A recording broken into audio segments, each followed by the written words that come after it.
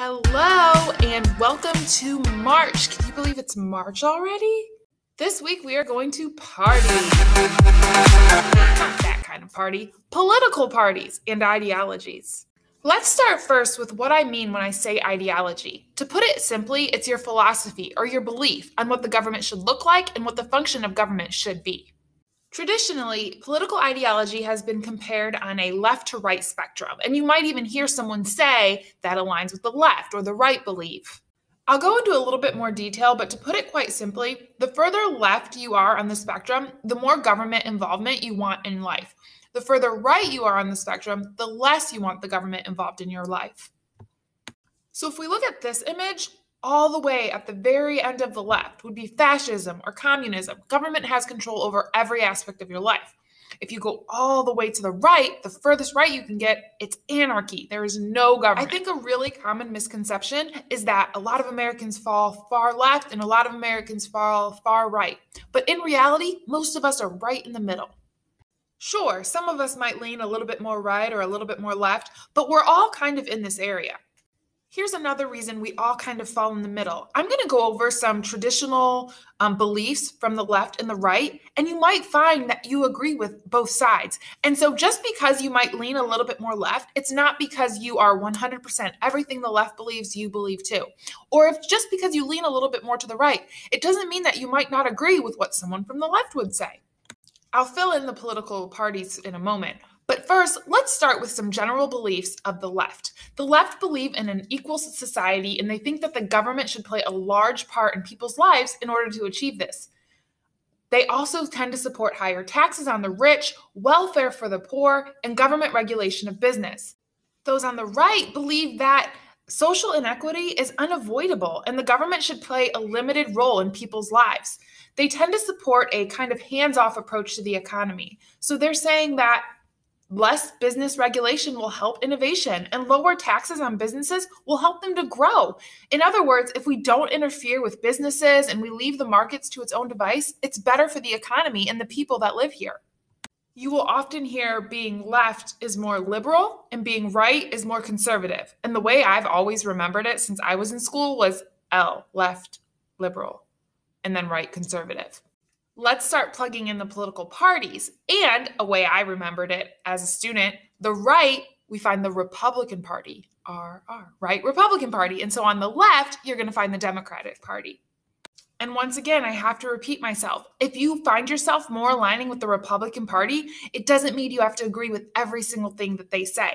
You might agree with some things that a Democrat say, and vice versa. Just because you might identify as a Democrat doesn't mean you have to fall in line with everything they stand for. You might have some beliefs that a Republican candidate or a Republican Party might align with. Let's take a look at a table that generally defines how a Democrat versus a Republican would feel on some major policy issues in the United States. Again, I want you to keep in mind, just because you agree with some things on one side and some things on the other, it doesn't mean you're being forced to choose between being a Democrat or a Republican. This is just kind of how it generally falls. I want to point out two examples that may help you to define a little bit more of left versus right. So if we look at minimum wage, Democrats tend to believe that you should increase minimum wage, while Republicans want to lower or eliminate it. And the way this can align with the spectrum that I just told you is that if we increase the minimum wage, we're kind of adding more government involvement in our lives, in our economy. And like I mentioned before, a more conservative or right-wing belief is that the government needs to back off and let it happen as it will. And that's why they might be opposed to raising it and more apt to say, let's leave it where it's at.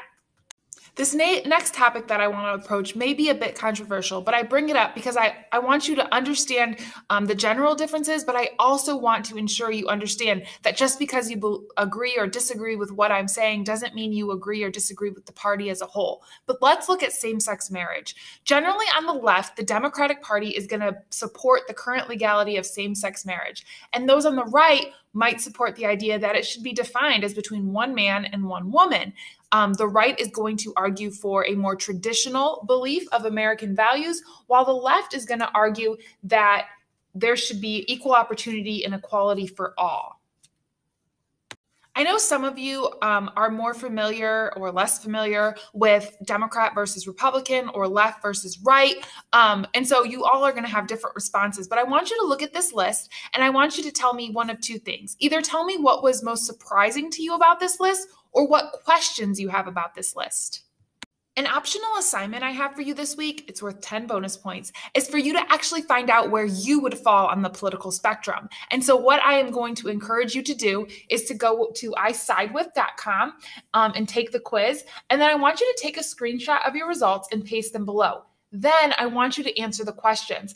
The questions are, do your results surprise you? Did you rank any issues as being more valuable or more important? Were there some issues you didn't really care about? And I'm not doing this so I can figure out where all my students stand, but I want you to take a look at it. And what I also want you to realize is that if you were to answer these questions a month from now, a year from now, 10 years from now, you might find that they've changed. I've changed over the years. We all do. As we grow, as we learn more about ourselves and where we fall in society, as we learn more about our beliefs in government, you're going to change, and that's okay. I'll explain how to take the quiz at the end of this video. Let's move on to political parties and kind of why they even exist. Some of you may have started to zone out and thought, Mrs. Griffin, what does this even have to do with me? But political parties are everywhere, and some of you may end up voting on candidates based on their political party. And this absolutely impacts the way our government functions. The existence of parties impacts what type of laws are passed or blocked, how they are passed, and how they are implemented. As I've mentioned before, or as you may already know, in American politics, the major parties are the Republican and the Democratic parties.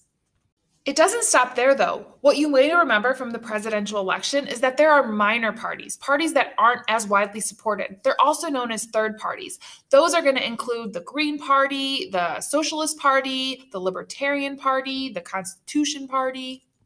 Even though all of these parties do exist in the United States, we are considered a two-party system. A multiple-party system is one in which several major and minor political parties compete for political power and government offices, and that just doesn't happen in the United States. In the UK, however, there is a multi-party system in the House of Commons. Some advantages of a multi-party system are obviously there's a broader representation of the people. They're more responsive to the will of the people, and voters have a lot more choices at the polls. However, it does cause the parties to form coalitions, which can dissolve easily.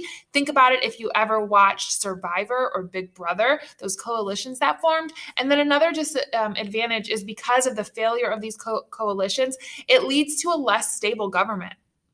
Another type of government system you may hear about in the world is a one-party system. Sounds fun, right? One big party. Not so much. In a one-party system, there's only one political party and it controls the government and clearly dominates political activities. If you think this is a good thing, let's take a look at some of the countries that have a one-party system. We have China, North Korea, and Cuba. Here in the United States, we are a two-party system. We are dominated by two major parties, the Republicans and the Democrats. A symbol you might see being used very often is a donkey and an elephant. The way I remember it, donkey, Democrat, elephant, Republican. And there's actually a silly story on how that got started.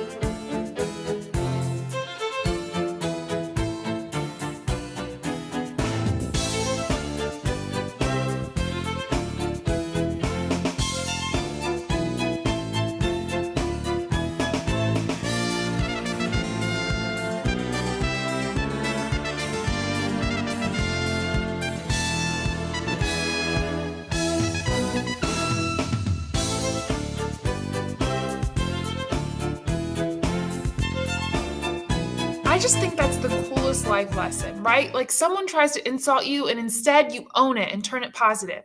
It reminds me of Peppa Pig. Mummy, Susie said I talk too much. Well, you are a bit of a chatterbox, Peppa. Chatterbox. That's right. Chatterbox here, chatterbox there. Chatter, chatter, chatter. You never stop talking. I can easily stop talking if I want to. No, you can't. Yes, I can. You can't. I can. I thought the house was empty. Peppa and her friends are playing at being quiet. It's not playing. It's very hard work. Oh, Peppa! Peppa cannot stop herself from talking. Oh, Daddy, I think I might be a chatterbox. That's not such a bad thing, Peppa. It's good to talk. In fact, I think you're an expert at talking. That's right. I am an expert at talking. I'm an expert at talking too. No, you're not. I'm the chatterbox. I'm more of a chatterbox than you. Oh, you two are just the same. Yes, we are. That's why we are best friends. Chatter, chatter, Peppa chatter, loves talking. Chatter, chatter. Susie loves talking. Everybody loves talking.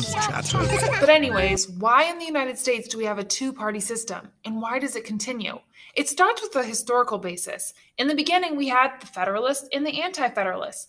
Also, we've just always had one. Minor parties, they lack wide political support, and they've never made a successful showing, so people are reluctant to support them. You may hear people say, and I know I've kind of talked about this back in November, is that some people said if you vote for a third party, it's a wasted vote.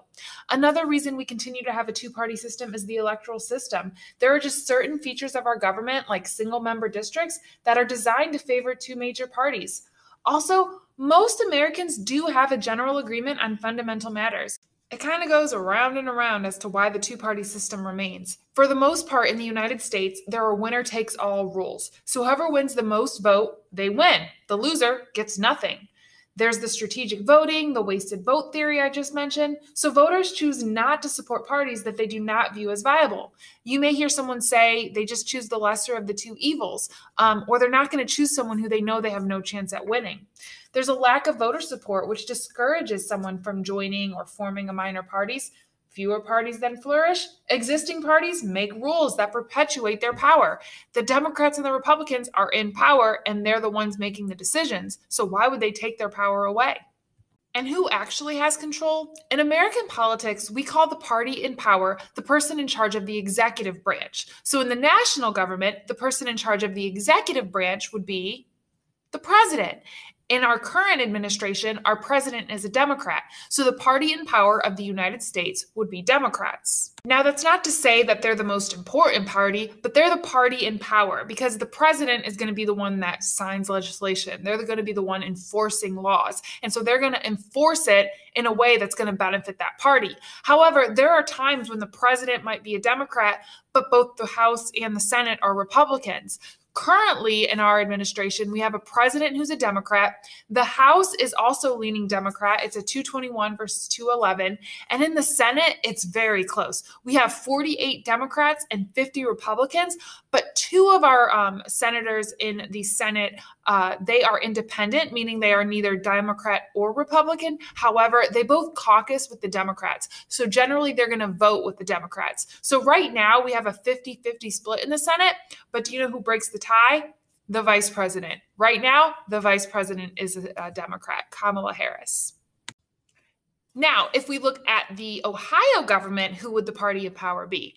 Our current governor, the head of the executive branch, is Mike DeWine. He's a Republican. That means the party in power would be, Republican. And if you look at Ohio's House and Senate, that's our General Assembly, you'll find that the House leans very Republican. We have 64 Republicans and 35 Democrats. And in our Senate, we have 25 Republicans and 8 Democrats. Keep in mind, though, just because you're a Democrat in the House or Senate, or just because you're a Republican in the House or the Senate, it doesn't mean that every Democrat and every Republican are going to vote the same way. But that's called partisanship. Partisanship is where you do take an action based on firm allegiance to a political party. Let's take a look at partisanship on display at a State of the Union address from President State of the Trump. Union addresses can be a type of partisan Pilates for some. For others, it can be a direct ticket to becoming an internet meme. Behind many of these reactions is a careful calculation, and we break it down.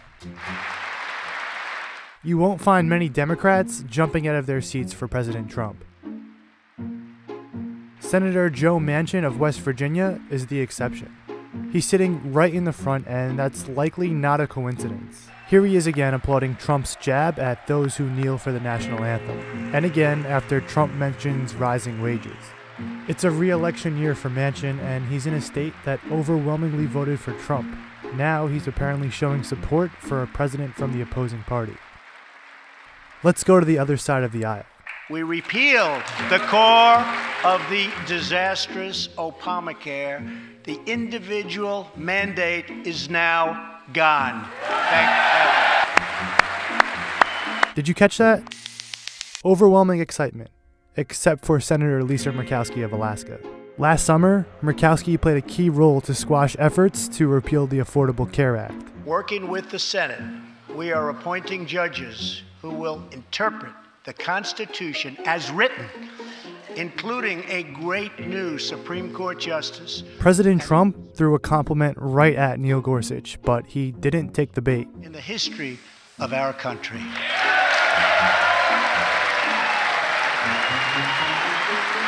Did you notice who stood? Senator Joe Manchin. But justices must make careful and largely coordinated choices about what statements are uncontroversial enough to warrant applause. We can achieve absolutely anything. America is grieving for you. Kenton Stacy would have died if it were not for Justin's selfless love. Another group that attempts to play it down the middle, the military officials. Like the justices, they must decide what is partisan platitude and what is not. And I will not stop until our veterans are properly taken care of, which has been my promise to them from the very beginning of this great journey.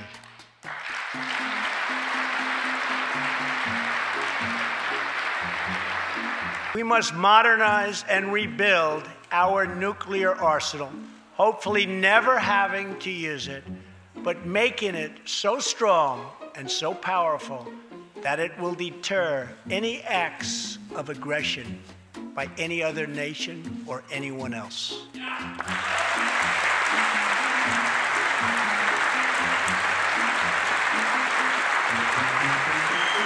Watch as they hesitate. That the coalition to defeat ISIS has liberated very close to 100% of the territory.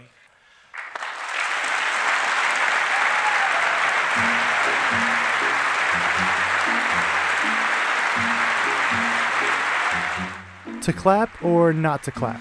In a deeply divided Congress, applause or silence can send a powerful With message. so many different political views and the intense disagreement between parties, you might wonder, how do things even get done in our government? And the answer to that is bipartisanship.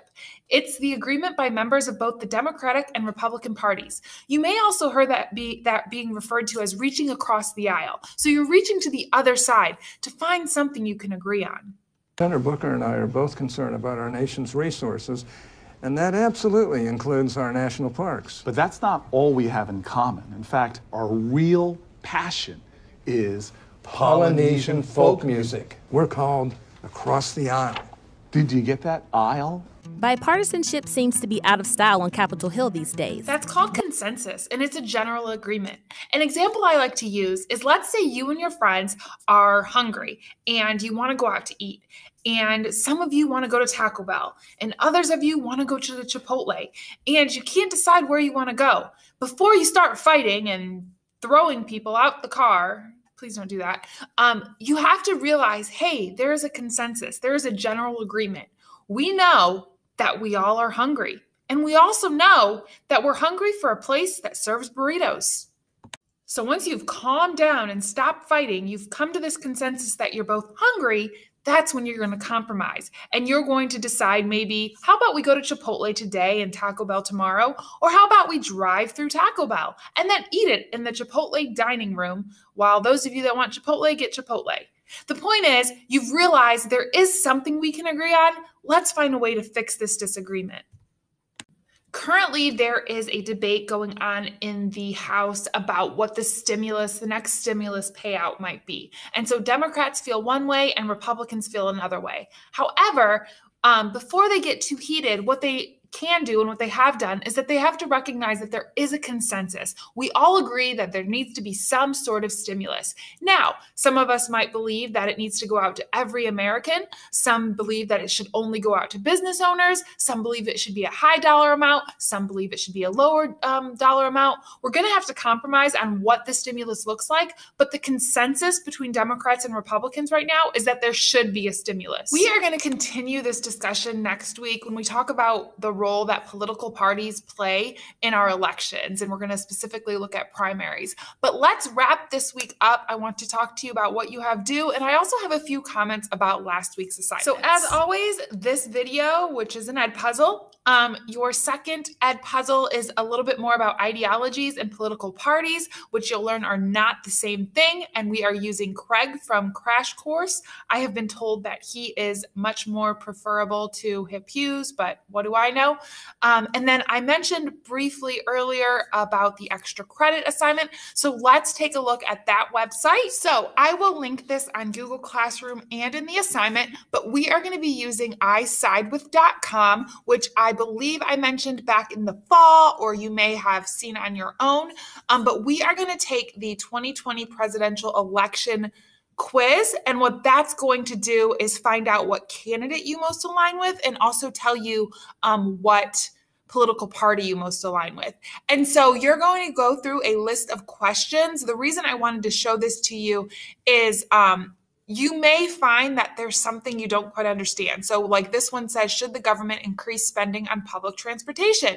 If you click on learn more, it will actually bring you up to a new website or a brief summary that will talk to you about the question to help you kind of figure out where you stand. If you click on stats, it will also bring you up to another link. You can go to discuss, and then you can read some discussion forums.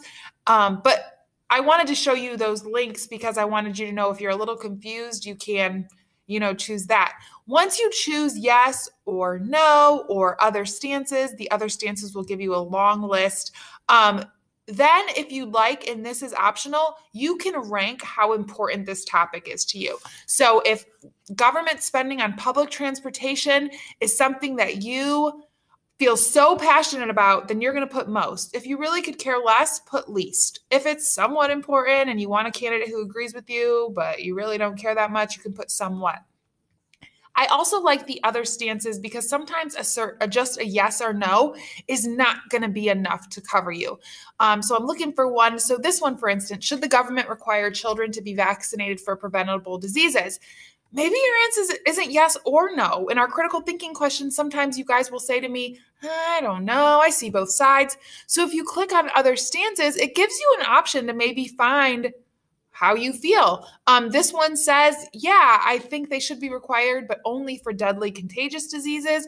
Or maybe you think, you know what, it should be based on the state level, or it shouldn't be required, but only if you want to attend public school. So this website, I think, does a good job of allowing you to kind of figure out where you stand, and it gives you a lot of options. Once you've answered all the questions, once you get to the bottom and answer to all the questions, if you click on Show My Results, as you can see, it is analyzing all of my responses, if I put something is more or less important to me, and it's deciding who I most align with. And just so you know, I just went and randomly answered some of these, so whatever pops up will surprise you and I. This has no indication of my actual political opinion or my political ideology. I was just doing this in the name of education.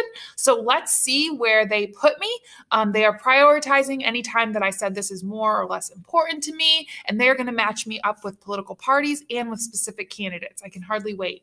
All right, according to isidewith.com, I should have voted for Donald Trump. However, I am equally supportive of Joe Biden.